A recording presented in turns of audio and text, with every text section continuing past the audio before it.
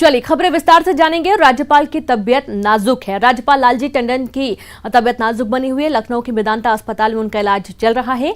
लालजी टंडन को वेंटिलेटर पर रखा गया। यहां से आप समझ सकते हैं कि हालत काफी नाजुक है। लखनऊ मेदांता के निदेशक ने न्यूज 18 से फोन पर बातचीत की। मेदांता के निदेशक राकेश कपूर ने हालत की पुष्टि की है। लीवर में दिक्कत पाए जाने के सिटी गाइडेड प्रोसीजर किया गया है और प्रोसीजर के बाद पेट में रक्त का जो स्राव है वो बढ़ गया था। रक्त स्राव के चलते इमरजेंसी ऑपरेशन किया गया। ऑपरेशन के बाद उनको आईसीयू में रखा गया था। राज्यपाल लालजी टंडन की हालत नाजुक बनी हुई है और राज्यपाल को फिलहाल वेंटिलेटर पर अभी रखा गया है। कल सीएम योगी आदित्यनाथ ने लालजी टंडन का हालचाल जाना था और उनके साथ साथ और भी कई लोग पहुंचे हुए थे हालचाल जानने के लिए और ऑपरेशन के बाद उनको आईसीयू में रखा गया है। वेंटिलेटर में इस वक्त राज्यपाल हैं और उनकी तबीयत काफी नाजुक बनी हुई है। रक्तस्राव के चलते उनकी तबीयत ज्यादा बिगड़ गई थी। और संवाददाता लखनऊ से अलाउद्दीन जुड़ गए हैं। अलाउद्दीन, वाकई में ये बहुत हैरानी की बात है जिस तरीके से लगातार तबीयत खराब होती ही जा रही है और ऐसी जानकारी आई है कि अभी तबीयत और ज्यादा बिगड़ती जा रही है रक्तस्राव के चलते। जी हाँ, बिल्कुल। शनिवार को राज्यपाल लालजी टंडन मेदांता के लखनऊ का जो सेंटर है वहाँ पर भर्ती हुए थे। शुरुआती दौर में जो निदेशक है राकेश कपूर, उन्होंने न्यूज़ 18 से इस बात की पुष्टि की थी कि उनको फीवर और यूरिनल इन्फेक्शन है। राकेश कपूर खुद भी उत्तर प्रदेश के जाने माने यूरिन के डॉक्टर हैं, यूरोलॉजिस्ट हैं। तो ऐसे में शुरुआती दिनों में उन्होंने इलाज खुद किया, यानी राकेश कपूर ने खुद उनका इलाज किया। लेकिन बाद में उनको लीवर में कुछ दिक्कत आई, फिर उनका ऑपरेशन किया गया। ऑपरेशन के बाद हालात थोड़ा सा नाजुक इसलिए हो गए हैं क्योंकि पेट के अंदर यानी अंदरूनी खाने जहां पर यह ऑपरेशन पूरा ऑपरेट किया गया, रक्तस्राव यानी खून बहना शुरू हुआ। हालांकि डॉक्टरों की, विशेषज्ञों की एक पूरी टीम थी जिसने इस पूरे ऑपरेशन को अंजाम दिया, लेकिन उन तमाम चीज़ों में बहुत ज़्यादा सफलता हासिल नहीं हुई। तो फाइनली उनको आईसीयू पर रखा गया। लेकिन आज उनकी हालत एक बार फिर से ज़्यादा नाजुक हो गई है तो उनको वेंटिलेटर पर शिफ्ट कर दिया गया है। शुरुआती जो जानकारी आई थी वो बुखार की और यूरिनल इन्फेक्शन यानी पेशाब में जलन की शिकायत थी। और उससे पहले भी इस तरह की दिक्कत उनको हो चुकी थी और उनका इलाज होने के बाद वो ठीक भी हो गए थे। क्योंकि जो है लालजी टंडन का जुड़ाव खुद लखनऊ से है, उत्तर प्रदेश से है। तो ऐसे में उनके तमाम जो जानने वाले डॉक्टर हैं वो फैमिली डॉक्टर हैं। उन लोगों ने भी मेदांता लखनऊ में संपर्क किया, क्या दवाएं उनको चलती थी, क्या तमाम हिस्ट्री रही है, ये तमाम जानकारियां भी उन्होंने उन डॉक्टरों को दी है। लेकिन अभी डॉक्टरों की टीम से न्यूज़ 18 की लगातार बातचीत हो रही है। उन्हें साफ तौर से कहा कि हालात बहुत बेहतर नहीं है, हालात में भी नाजुक बने हुए, लेकिन विशेषज्ञ डॉक्टरों की टीम पूरी कोशिश कर रही है कि चीजों को संभाला जाए। चलिए, बिल्कुल। और साथ ही हमारे साथ news 18 Madhya Pradesh senior editor Praveen Dubey ji भी जुड़ गए। प्रवीण जी, ये बहुत चौंकाने वाली बात है, हैरानी की बात है कि जो तबीयत है वो अचानक से बिगड़ती ही जा रही है।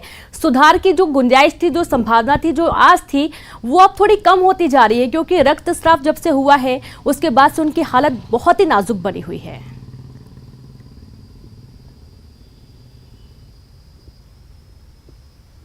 और उनका कोरोना टेस्ट भी उस वक्त हुआ और जो कि नेगेटिव पाया गया, ये बताया गया है। राजभवन के जो सोर्सेस हैं वो बताया कि उनका वो नेगेटिव आया था कोरोना का। लेकिन उसके बाद जो कल से जो उनकी स्थिति खराब हुई, उनका एक ऑपरेशन करना पड़ा। तो उस कल कुछ देर के लिए जो खबरें हैं वो ये कि वेंटिलेटर से हटा भी लिया गया था, लेकिन बाद और सब कुछ सामान्य ये बताया गया कि हाँ स्मूथ है।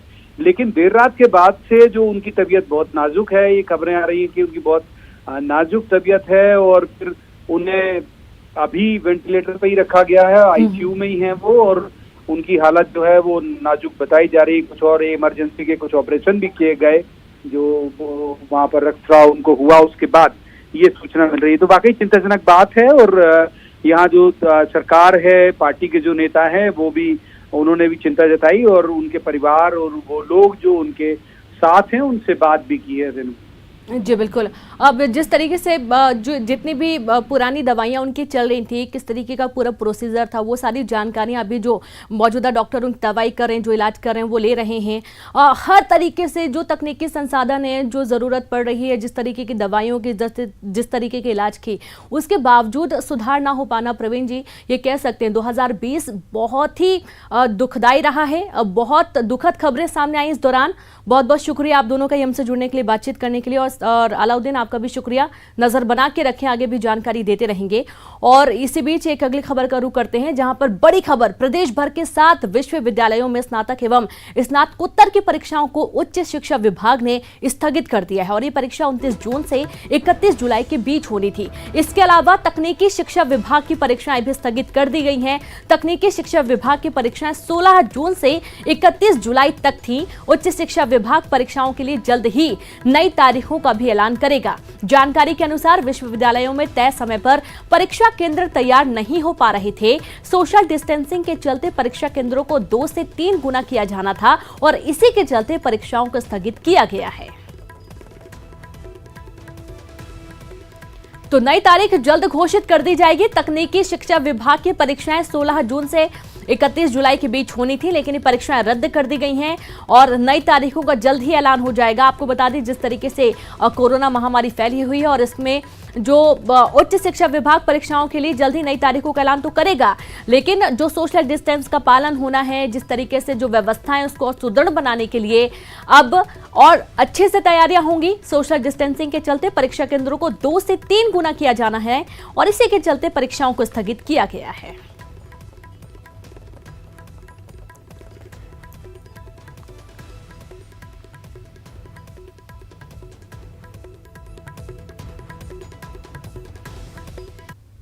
और साथ ही बड़ी खबर मिल रही है छतरपुर से, जहां पर नदी में डूबे 4 बच्चे। नदी में नहाने के दौरान ये बड़ा हादसा हुआ है, जहां नदी में बच्चों की तलाश की जा रही है। पुलिस और ग्रामीणों का रेस्क्यू लगातार जारी है। 12 से 15 वर्ष के बीच ये चारों बच्चे बताए गए हैं। बच्चों की उम्र बताई गई है। एसडीओपी सहित कई थानों की पुलिस मौके पर, बंसिया थाना क्षेत्र के नेहरा घाट का ये पूरा मामला है कि नदी की पूरी घटना सामने आई है। आप देखिए, नदी में पानी पूरा भरा हुआ है। जाहिर सी बात है, लगातार बारिश भी हो रही है, जगह जगह से पानी बहकर बड़ी बड़ी नदियों में आकर मिलता है, तो पानी भी भरा हुआ है। बच्चे यहाँ पर नहाने गए थे और बच्चे किस तरीके से ये हादसा हुआ है, क्या हादसा हुआ है, ये जांच का विषय है। लगातार पुलिस मौके पर है, रेस्क्यू टीम मौके पर है, बच्चों की तलाश की जा रही है और अभी तक ना तो बच्चों की कोई जानकारी मिल पाई है, ना ही कोई जो शव है वो भी बरामद किए जा सके हैं। बहुत ही चौंकाने वाली बात है, 4 बच्चे डूब गए नदी में अचानक से, और यह हादसा कैसे हुआ है, क्या हुआ था, जांच पुलिस कर रही है। तो बसिया थाना क्षेत्र के नेहरा घाट का ये पूरा मामला आप तस्वीरों में देखिए। जो रेस्क्यू टीम है वो भी मौके पर मौजूद है, लगातार खोजबीन में जुटी हुई है। ग्रामीणों ने भी पहले खूब खोजने की कोशिश की है, लेकिन बच्चे नहीं मिले। नहाने गए हुए थे और नहाने के दौरान ये बड़ा हादसा हुआ है, जहां पर 4 बच्चे नदी में डूब गए हैं। तो बच्चों की उम्र भी काफी कम है, 12 से 15 साल इनकी उम्र बताई गई है। बसिया थाना क्षेत्र के नेहरा घाट का ये पूरा मामला सामने आया है। तो बड़ी खबर आपको दे रहे हैं छतरपुर से, जहां पर नदी में नहाने गए 4 बच्चे नदी में डूब गए।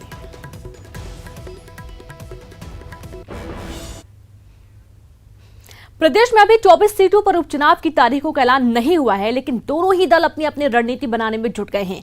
सीएम शिवराज सिंह चौहान ने आज से बीजेपी के उपचुनाव प्रचार का आगाज किया। सीएम शिवराज सिंह चौहान ने आज सांची से बीजेपी के जनसंपर्क अभियान की शुरुआत की। वहीं कांग्रेस भी उपचुनाव को लेकर रणनीति बनाने में जुटी है।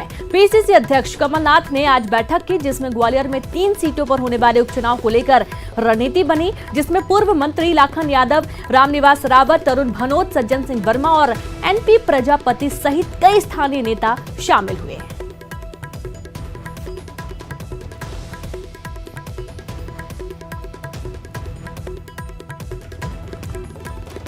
तो सीएम शिवराज सिंह चौहान ने 24 सीटों पर होने वाले उपचुनाव के प्रचार का आगाज सांची के महगांव से किया। सीएम ने दीप जलाकर जनसंपर्क अभियान की शुरुआत की। कार्यक्रम में प्रदेश अध्यक्ष बीडी शर्मा, सांसद रमाकांत भार्गव, पूर्व मंत्री प्रभुराम चौधरी मौजूद रहे और यहां 400 कांग्रेसियों ने बीजेपी की सदस्यता ली।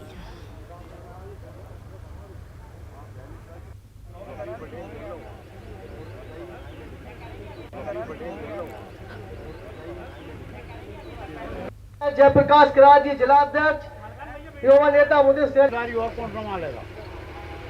आप ही अगर इस तरह कह दोगे तो चौहान जी उपस्थित है, बना के बैठे हैं, तो जनसंवाद 2 बात करते हुए आपसे निकलेंगे।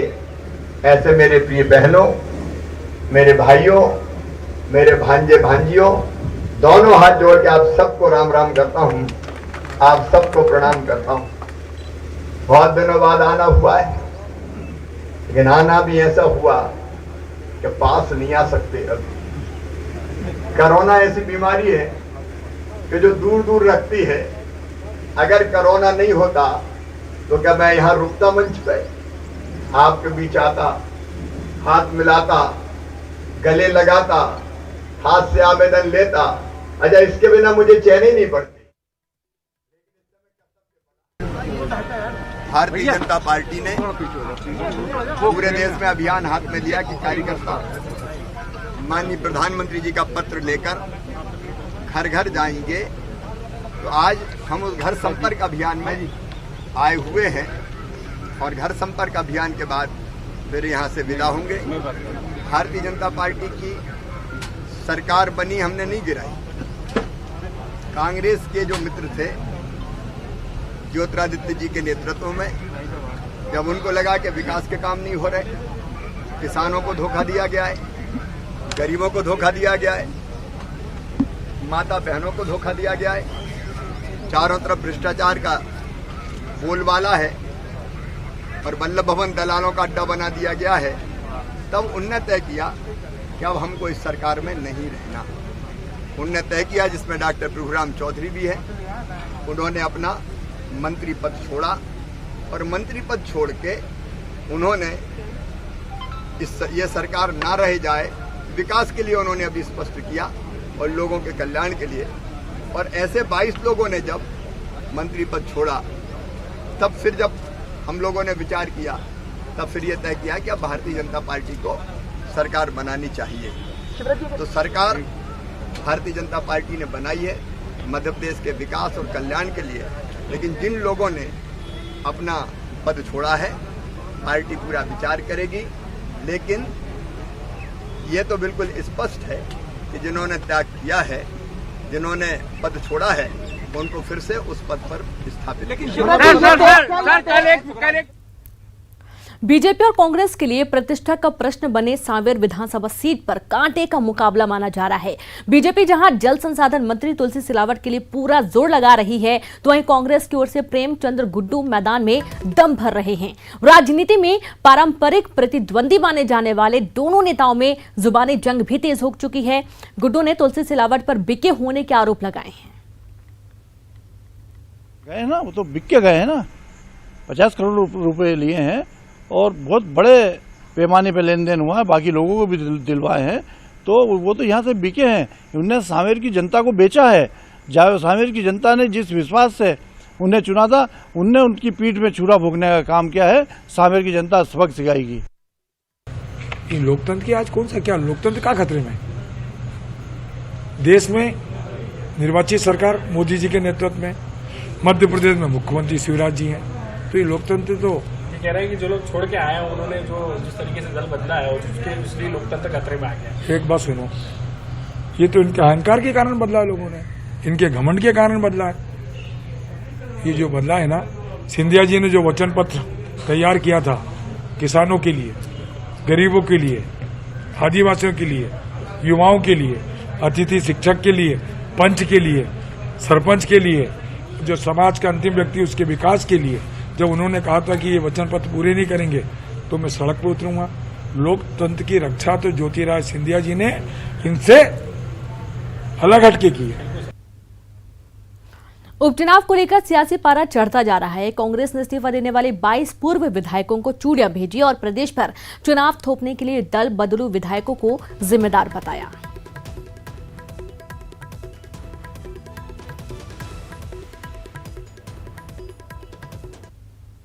एक ही नारा है कि 22 लोग किसी भी सूरत में विधानसभा में नहीं पहुंचना चाहिए। ये आंदोलन लगातार उपचुनाव तक जारी रहेगा। इन लोगों के विरोध स्वरूप में इनके घरों पर चूड़ियां भेजी जा रही हैं। ये पूरा जो चूड़ियों का आयोजन है, ये बहुत 150 साल पहले झांसी की रानी लक्ष्मीबाई के साथ भी ऐसा ही धोखा किया गया था सिंधिया परिवार के द्वारा, और आज फिर इस सिंधिया परिवार के सदस्य ने इस सरकार के साथ, जनता के मतों के साथ धोखा किया है। उसके विरोध में ये चूड़ियां भेजी जा रही हैं। जहां जहां ये चुनाव प्रचार करने जाएंगे, वहां इनको चूड़ियां भेंट आम नागरिक भी करेंगे और ये बताएंगे कि इनके प्रति कितना रोष है। ब्रेक के बाद एक बार फिर से आप सभी का स्वागत है। रुक करते हैं खबरों का। बीजेपी के विधायक और अपनी ही शिवराज सरकार से सवाल। अव्यवस्थाओं को लेकर सवाल किया गया, मंत्री पर निशाना साधा गया। आपके टीवी स्क्रीन पर आप देखिए, दो तस्वीरें आपको दिखा रहे हैं, जहां पर शिवपुरी के कोलारस में बीजेपी विधायक वीरेंद्र रघुवंशी ने मंत्री गोविंद सिंह राजपूत पर तीखा हमला बोलते हुए कहा कि मैं उनको 4 पत्र लिख चुका हूं, लेकिन अभी तक एक भी पत्र का जवाब नहीं आया और एक बार भी उन्होंने फोन नहीं उठाया। बीजेपी विधायक ने अपनी ही सरकार पर सवाल उठाते हुए यहां तक बोल दिया कि सीएम शिवराज और पीएम मोदी के नाम पर हम भले ही चुनाव जीत जाएं, लेकिन किसानों की दुर्दशा भी देखना चाहिए। और दूसरी तस्वीर भी आप देखिए, जहां मंदसौर के बीजेपी विधायक यशपाल सिंह सिसोदिया ने अपनी ही सरकार की कार्य प्रणाली पर सवाल खड़े किए। विधायक यशपाल सिंह सिसोदिया ने उपार्जन का गेहूं आगर मालवा से 200 किलोमीटर दूर लाकर मंदसौर की खुली भूमि पर रखने के मामले में आरोप लगाया है। आपसे हाथ जोड़ के निवेदन कर रहा हूं, मेरी विधानसभा से अनियंत्रित शादी का कार्ड आते ही सबसे पहले आपका ध्यान रस्मों पर जाएगा, लेकिन 7 जन्मों के बंधन का न्योता क्या सत्ता सियासत के खेल का हिस्सा भी हो सकता है?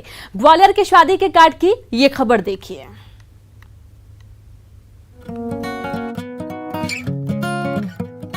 पहली नजर में हर किसी को ये शादी का कार्ड ही नजर आया, जिसमें वर वधू का नाम है, बाबा साहेब हैं और तमाम वैवाहिक रस्मों का जिक्र है। लेकिन ठहरिए, ये सिर्फ कार्ड नहीं, इसमें तो शादी के सहारे और सत्ता के इशारे भी हैं।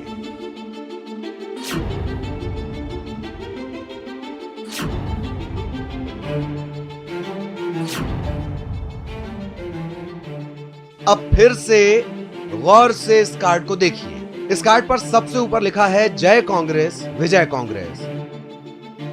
इसके सहारे कांग्रेस का पंजा मजबूत करने का संदेश दिया जा रहा है। भले ही अजय और नीतू की शादी की सारी रस्में 14 जून यानी रविवार को पूरी हो गई हों, लेकिन रस्मों के सहारे राजनीति का ये रिवाज एमपी में होने जा रहे उपचुनाव के सियासी ताप का हिस्सा बनेगा। अजय की शादी का प्रीतिभोज भले ही लोग पचा गए हों, लेकिन इस पॉलिटिकल स्टाइल का सीक्वल और प्रीक्वल भी जल्द आएगा, क्योंकि मध्य प्रदेश की 24 सीटों के उपचुनाव इतने खास हैं कि कई रस्में टूटेंगी, कई रिवाज बदलेंगे। सोशल प्लेटफॉर्म पर लड़े जाने वाले इस युद्ध में आगे आगे देखिए होता है क्या। कड़वी होती बयानबाजी के बीच ये भी याद कर लीजिए कि 60 के दशक की शुरुआत में कितने स्नेह से बुलाया जाता था, जब कार्ड पर लिखा होता था भेज रहे स्नेह निमंत्रण प्रियवर तुम्हें बुलाने को, हे मानस के राजहंस तुम भूल न जाना आने को।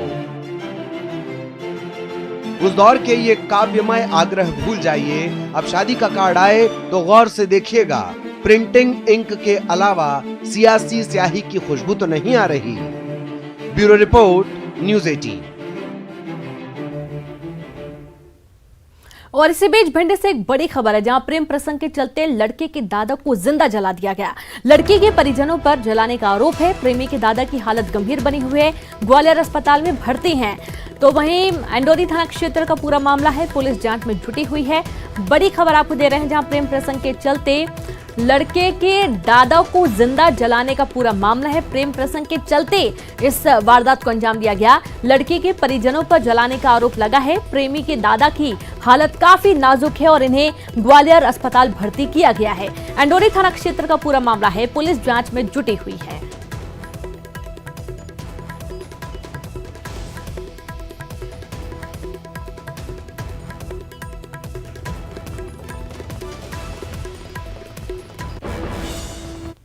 और साथ ही विदिशा के गंजबा सौदा में वेल्डिंग करते समय कार में आग लग गई और देखते ही देखते कार जलकर खाक हो गई। कार में लगी आग से आसपास की दुकानें भी इसकी चपेट में आई और वो पूरी तरह जलकर खाक हो गई। फिलहाल दमकल ने आग पर काबू पा लिया है, लेकिन इसके पहले काफी नुकसान भी हुआ है। आप देखिए तस्वीरों में विदिशा में, जहां पर कार में अचानक से आग लगती है और देखते देखते ये आग दुकानों तक भी फैल जाती है, दुकान जलकर खाक हो जाती है। बड़ा नुकसान होने की पूरी आशंका बनी हुई है।